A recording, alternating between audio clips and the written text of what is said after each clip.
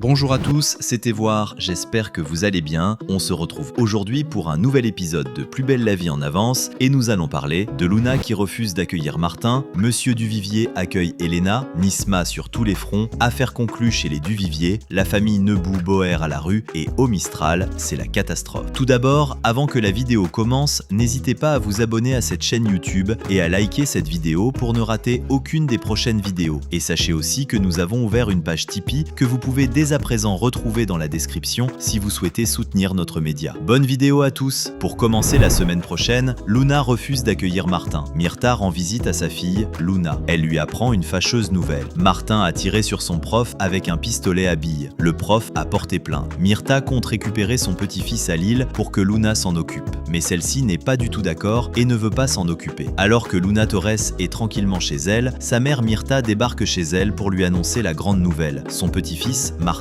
a tiré sur son prof d'histoire avec un pistolet à billes. Le professeur a porté plainte et Rudy est allé chercher Martin au commissariat il y a quelques heures, mais encore une fois, la gérante du pavillon des fleurs dit non à sa mère car elle ne se voit pas cohabiter avec un jeune homme aussi turbulent. Mais vous verrez que Baptiste Marcy trouvera les bons mots et réussira à faire changer David Torres, qui trouvera finalement une bonne raison d'accueillir Martin. Monsieur Duvivier accueille Elena. La fille de Chloé, Elena, découvre la maison de Monsieur Duvivier. La fillette découvre son intérieur luxueux avec ses nombreux bijoux, car Monsieur Duvivier était joaillier. Et cela donne rapidement des idées à la petite Elena. Alors que Chloé Valère a la chance de revoir sa fille Elena l'après-midi, qui est toujours sous la responsabilité d'une famille d'accueil, elle doit laisser Charles Duvivier, son client, chez qui elle fait le ménage, mais ce dernier lui propose de la faire venir à la maison pour le goûter, car il y a une bonne pâtisserie à côté. Duvivier a les yeux qui pétillent de ce moment avec Elena, et Chloé lui, qui s'est toujours senti très seul depuis la mort de sa femme. Et les petits moments passés auprès de la mère et de la fille lui redonnent l'esprit de Noël qu'il avait jusqu'ici un peu perdu. Et Elena, quant à elle, adore passer du temps chez le monsieur qu'elle apprécie beaucoup, un peu comme sa mère finalement. Nisma sur tous les fronts. Au pavillon des fleurs, Nisma aide Blanche Marcy, mais elle a aussi promis à Yolande de l'aider. Entre le pavillon des fleurs et la résidence Massalia, ça fait beaucoup pour Nisma. Elle en a même oublié son activité prévue avec Apolline. Nisma en fait trop, elle devrait lever le pied. De nouveau à l'association du pavillon des fleurs, Nisma Bailly fait un malaise quand elle se lève alors qu'Apolline, son amie, débarque pour lui dire qu'elle a oublié le hammam qu'elles avaient prévu de faire ensemble. Nisma dit qu'elle est tombée dans les pommes car elle n'a pas mangé depuis ce matin. Apolline décide alors de raccompagner Nisma à la résidence Massalia et elle découvre que Nisma est débordée. Elle a plein d'appels et de SMS en absence. Nisma avoue qu'elle répond la nuit quand elle a le temps, ce qui nous prouve que la jeune femme ne prend plus aucun temps pour elle et qu'il faudrait qu'elle réduise les tâches à effectuer dans sa vie. Affaire conclue chez les Duvivier. C'est une affaire conclue. Monsieur Duvivier cède toutes ses parts de son entreprise de joaillerie à Monsieur Villeneuve. La passation se déroule dans le cabinet d'Ulysse Kepler. À votre avis, Duvivier a-t-il pris la bonne décision? Au cabinet d'avocats de la puissante famille Kepler, Ulysse, l'aîné de la famille, a rendez-vous avec Yann, Géraldine et Charles Duvivier pour que la cession de la joaillerie revienne à Yann, car rappelez-vous, il y a quelques jours, les trois proches ont dû repousser les démarches et Ulysse était donc forcé de mettre cette affaire de côté. Les signatures sont finalement effectuées et Ulysse procède à l'enregistrement des contrats, ce qui ravit toute la famille, surtout Géraldine, qui commençait à se demander si son compagnon Yann allait abandonner leur projet de couple. La famille Nebou-Boer à la rue. Un incendie s'est déclaré dans un immeuble. Par malchance, les familles Nebou et Boer se retrouvent sans domicile avec les enfants. Ariane tente de l'aider, à sa manière. Au commissariat du quartier du Mistral, le commissaire Patrick Nebou est clairement à bout de nerfs depuis qu'il a appris la nouvelle. Il y a un incendie dans son immeuble. La batterie d'une trottinette électrique a pris feu et cela a impacté tous les habitants de la résidence. L'appartement est inhabitable le temps de l'expertise. Les Nebou-Boer ont trouvé un hôtel pour dépanner, mais la situation ne peut pas durer une éternité, surtout que les enfants des Nebou ont école et il ne faudrait pas que cela les perturbe pour suivre les cours, ce qui n'a pas encore l'air d'être réglé si vous voulez mon avis. Enfin, la semaine prochaine, au Mistral, c'est la catastrophe. Le vélo d'un habitant a été massacré. Évidemment, la police décide de se mêler encore plus de l'affaire, comme si la vie n'était déjà pas assez dangereuse. Pendant ce temps, Thomas Marcy, en mode papa stressé, commence à se demander si tout ça n'a pas un lien avec Chloé. Et là, disons que ça ne va pas vraiment aider leurs histoires de famille. C'est la panique au bar du Mistral. Le vélo de Baptiste Marcy a été très abîmé, ses outils ont été volés devant le Mistral, le voleur a laissé un message « Mêle-toi de tes affaires » et la police a décidé de se mêler à l'histoire pour enquêter et trouver qui en veut autant au jeune homme qui s'apprête à vivre en colocation avec des enfants en bas âge. Son père Thomas Marcy est alors très inquiet. Il se dit que c'est peut-être lié à Chloé, ce qui ne va pas arranger leur relation. relation. Cette vidéo est déjà terminée. J'espère sincèrement qu'elle vous aura plu. Je vous le rappelle, n'hésitez pas à vous abonner à cette chaîne YouTube et à activer la cloche pour ne rien louper. C'était Voir. Merci à tous, passez une très belle journée.